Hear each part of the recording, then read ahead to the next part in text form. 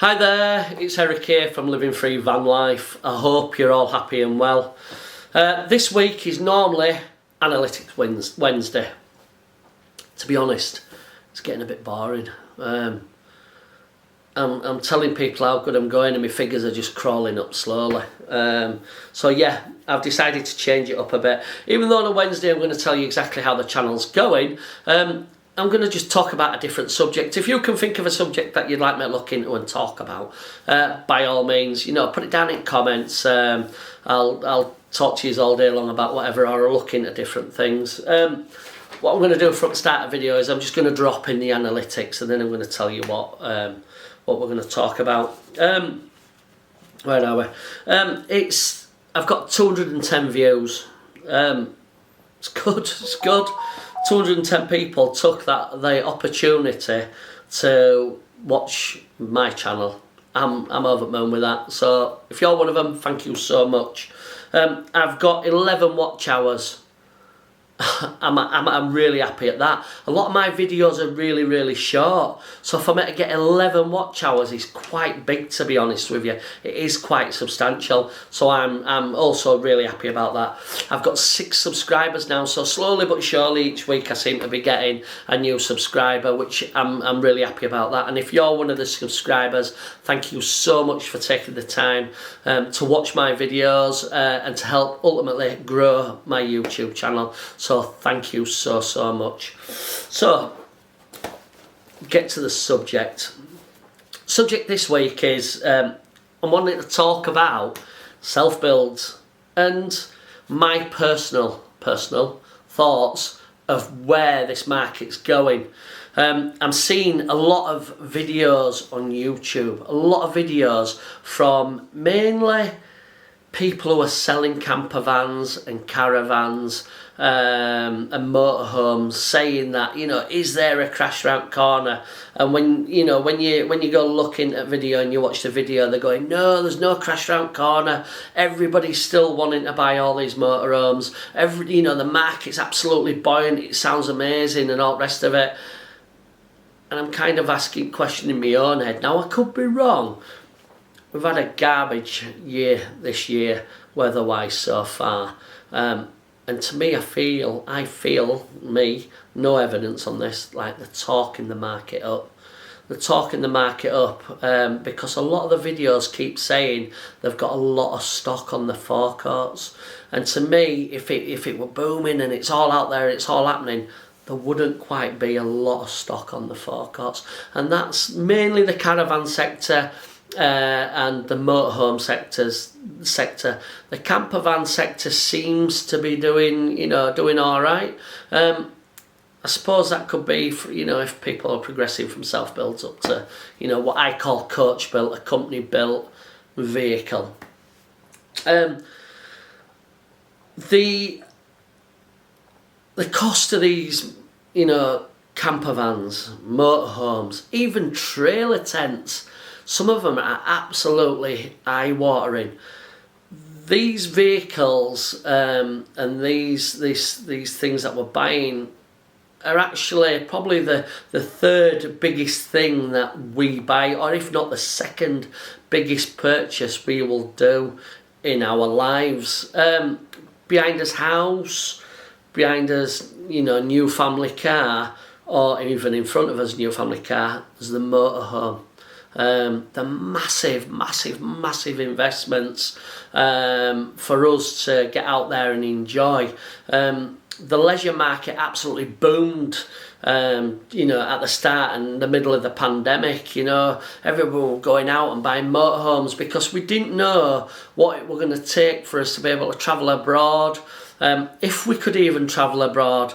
So the staycation absolutely went bang, and everybody were out in the camper vans and buying camper vans, and realistically we pushed the prices up ourselves by the amount of people that wanted motorhomes and camper vans and trailer tents and all that lot. So the demand were there, so because the demand were there, there wasn't much stock, so the prices naturally went up.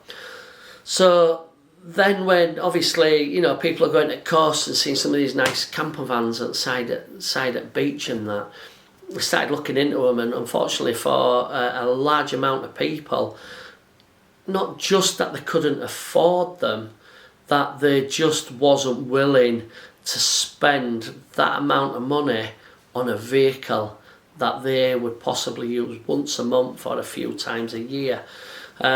So thus comes the self-build camper. Now, self-build campers have been going for as long as self-build campers have been going. People have always been throwing, mattresses in back of vans and stuff, and camping in back of vans. But the self-build market is absolutely exploding because of the cost of living, and people can't afford to throw thousands of pounds at these camper vans and have hundreds and hundreds of pounds every month going out of the bank accounts for the finance. For a cheap second-hand van, you throw 10-20 grand at van, you're still going to have a finance repayment of maybe 300-400 quid. On top of that, you've got your vehicle insurance of maybe £100, and then on top of that, because some of these vehicles are quite old and they've got £350 road tax, so that's like £35 a month. Some people are looking at £550 every single month for their dream motorhome on their driveway. Now, when I was looking for a motorhome, I was going to go down that route. I was going to go finance. And a friend of mine at work went, "Why?" I went, "Well, what do you mean?" He says, "Eric, you're more than capable of creating one of these self-build ones.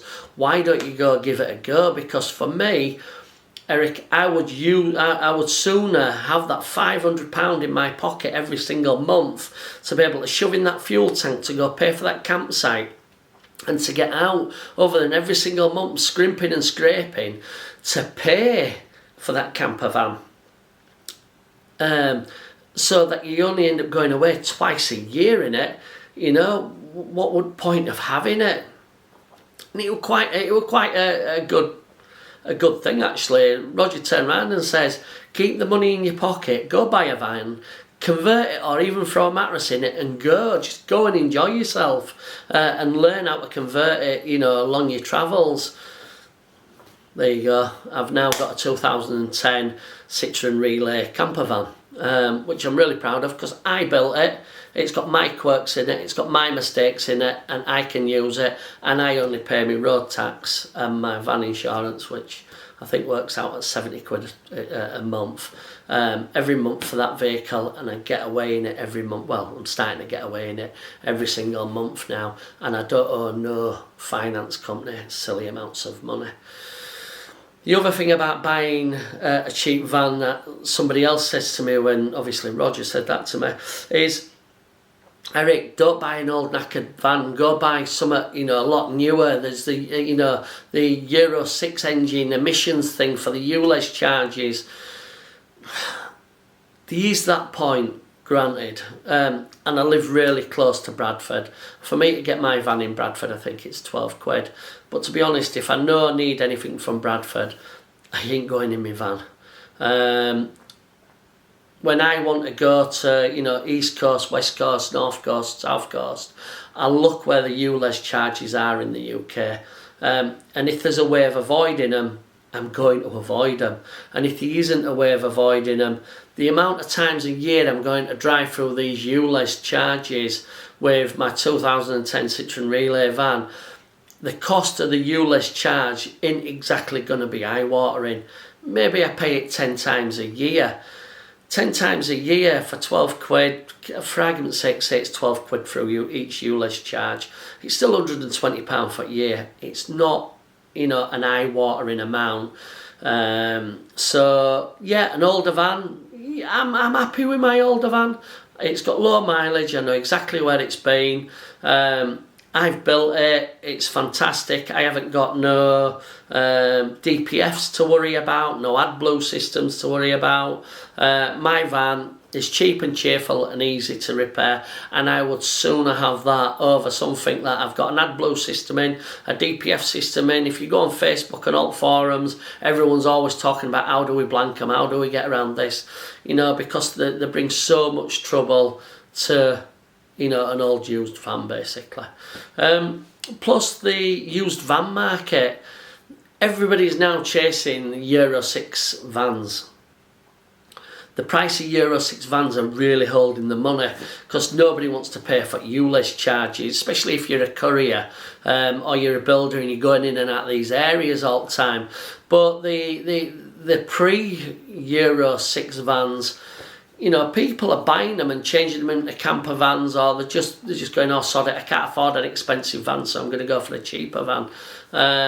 And that market is also really strong. A lot of people are finding crafters, Mercedes-Benz, Relays, Ducatos, and turning them into camper vans down in that pre-Euro 6 category, because there isn't all the gubbins that come with the van, plus the prices are really good. My van out there, I think I paid just over £3,000 for it. And what I've put in back of it, I bet I haven't got £2,000 in back of it, maybe £2,500 in back of it. So I've got a camper van for £5,500, and that's a damn sight cheaper than going out and spending maybe 30-40 grand on a van that's, you know, a coach built camper that's maybe 30-year-old, and if something goes wrong with that engine, that I've started noticing on some forums, you can't get the parts for them. It's really difficult to get some of these older vehicle engine parts. So for me personally, it's well worth it getting, like, mine's 2010, but a pre-Euro 6 camper van to turn into a camper van, you know, if you can't afford the high-end prices of the Euro 6 vans, you know, is a really good financial thing to do. I'm even forgetting my words. You know, it's a financially beneficial thing for you to do. And, you know, eventually, if you can afford to go Euro 6 and above, how me and my missus have seen it is, I bought a Citroen Relay van. Everything behind the driver's seat to the back doors, right, other than the odd small thing, that box hasn't changed. So I've bought this 2010 Citroen Relay van, and if, and it is an if, I decide that I want to go a newer van, or it gets smashed up, or the engine blows and I can't replace it, everything I've put in the back of that Citroen Relay van will go into, I think it's Ducato, Jetta, whatever it is, it will go into a more moderner van, because both the vans, just basically the noses changed as the vans got newer. The back of the vans didn't. Well, I don't think they did anyway, because it looks same to me. I ain't got a tape measure out and measured it millimetre perfect going, you know, the 2017 vans changed, you know, 45 thousandth of a millimetre from the 2010 Citroen Relay. I haven't done that, but from my point of view is, if I decide to get a newer van, I can pull the entire gubbins out of my van, including unbond the windows, and I can put them on a lot newer van and still have theoretically the same camper van, and I could, you know, just replace the odd bit of wood that breaks as you're taking it out, and you theoretically you got a camper van for a lot longer period.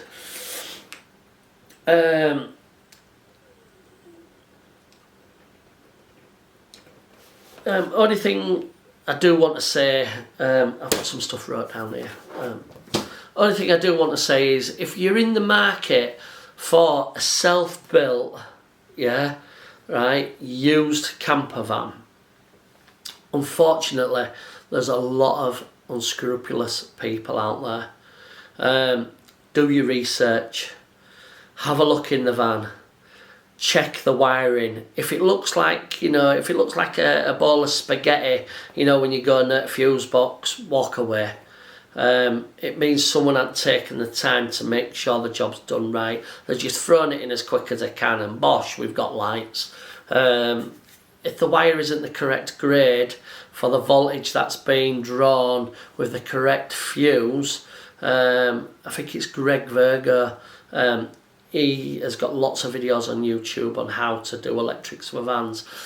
If that voltage from that fuse to that wire to its end source isn't right, that piece of wire could become, you know, really, really hot and set fire to your van. So when you go and have a look at some of these camper vans that people have made, and they might look amazing. I've seen some beautiful looking camper vans, and then when you've watched stuff on YouTube, they've bought this amazingly good looking camper van, but under the seat the wiring's dodgy. The solar panels, you know, they've shoved wood screws through the roof. They haven't bonded stuff down right. You know, the windows have been put in with, you know, with silicone instead of the proper bonding agent. You know, have a look over the van, get under it and have a look at it. You know, if it's got a diff, make sure there's no leaks. Get under the gearbox seat, make sure the gearbox isn't leaking. Make sure it's actually got something in it. And just be careful about what you're buying. You know, gas bottles should be in gas cupboards.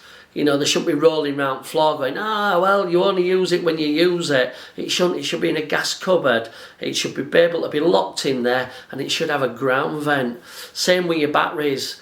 Now, lithium batteries are different to AGM and lead. If you've got lead, they give off a right little bit of gas when they're used, you know, when they get warm. People tend to go, no, you don't need to do that. Oh, it's only a little bit, right? On eBay, there's the little see-through pipes, and there's the T pieces and the L pieces. Get on there, get the proper breather kit for the batteries. You know, if you look under your seat on a Transit, you'll see a see-through hose, because the lead acid batteries that they buy, you meant to plug this breather pipe in and it expels the gases outside.